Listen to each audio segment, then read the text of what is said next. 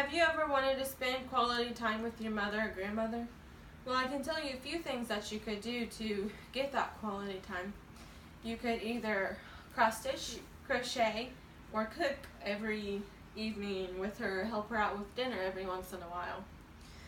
Today I'm going to explain to you and give you some information on cross stitching.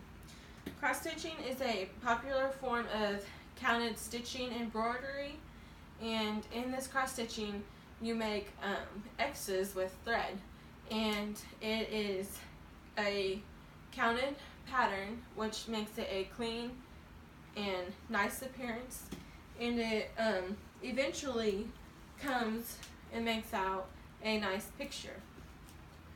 So today I'm going to explain to you how to start the cross stitch, how to stitch the X's, and give you some basic stitches on what the instruction manual might tell you, and finally how to read the instructions.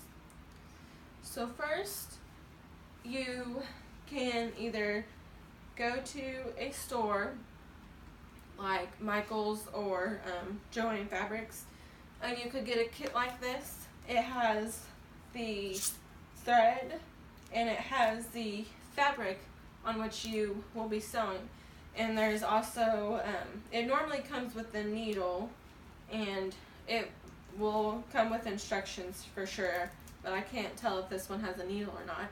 And then on the front of the material will be a picture of what the finished product will be.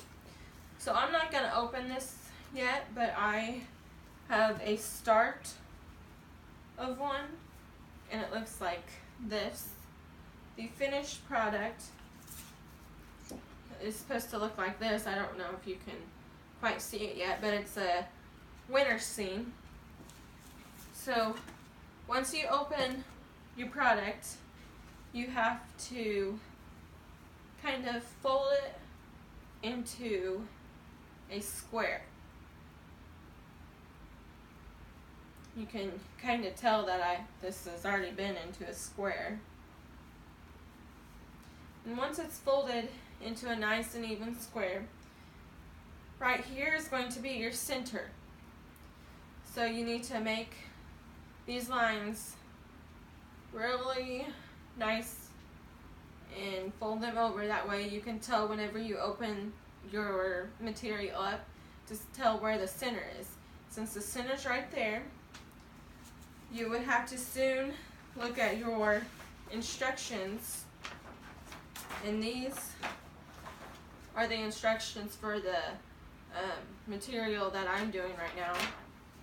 And there's two little arrows on these papers, and you gotta follow them all the way into the middle. And on the instructions there's little shapes or something, and then those shapes tell you where you have to go onto and what you have to do.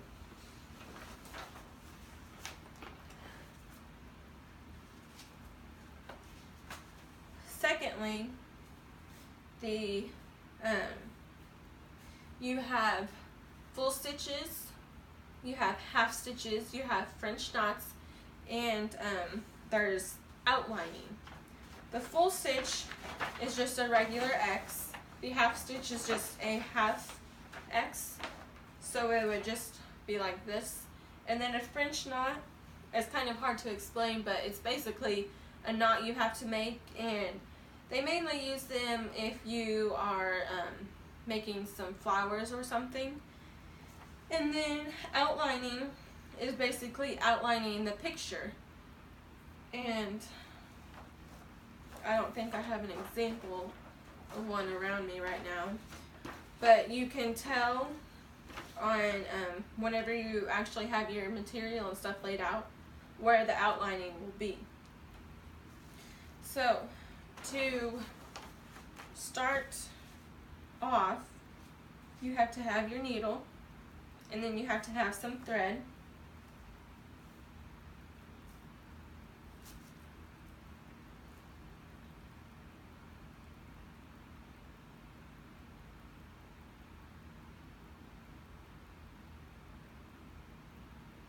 sometimes it can be a pain to thread the needle.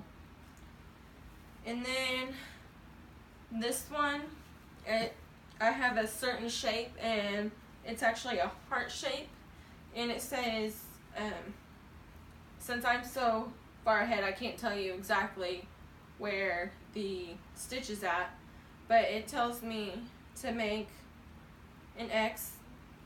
And whenever you stitch, you need to make sure you keep all of your the first part of your X all going the same way. I was in 4-H, and I think it was my 3rd grade year, my first year, and I didn't have my stitches going all the right way, and they didn't necessarily like that. So once you have your first cross of the stitch, you just cross it back over,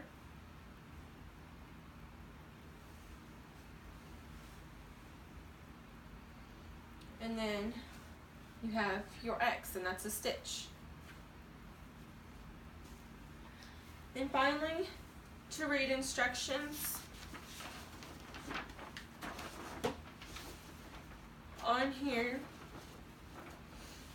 you'll have the picture and all of your icons or symbols, and these icons are all spread out throughout the picture, and then there's going to have a number right next to that icon, and it could have a 1, a 2, 3, or 4, and that's how many strands of string or how many strands of thread you need. So with my picture I'm doing right now, I got all of this string and all of this string. The most it goes to, I have white, and it has 3 strands. And most of these colors here are the DMC, and that's the main type of strands that you can buy at the store. There's also others, it's another type of brand, but I can't remember off of the top of my head. And then you can also buy just the sheet of paper and the picture on the back, but then you would have to go to Michael's and buy the material and buy the thread. But since I've been cross stitching for a while and sewing with the sewing machine, I have lots of thread, so I think I'm good on thread. I just might need to buy the material to sew it on. And then you can also use this wooden thing. It's a ring, and you put it around your picture, and it helps it keep it real nice and tight to make sure your stitches can stay clear and everything.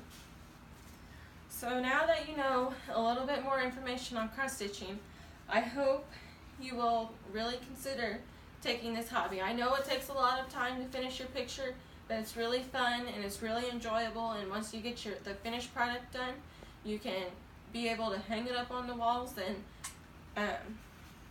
pass it down for many generations.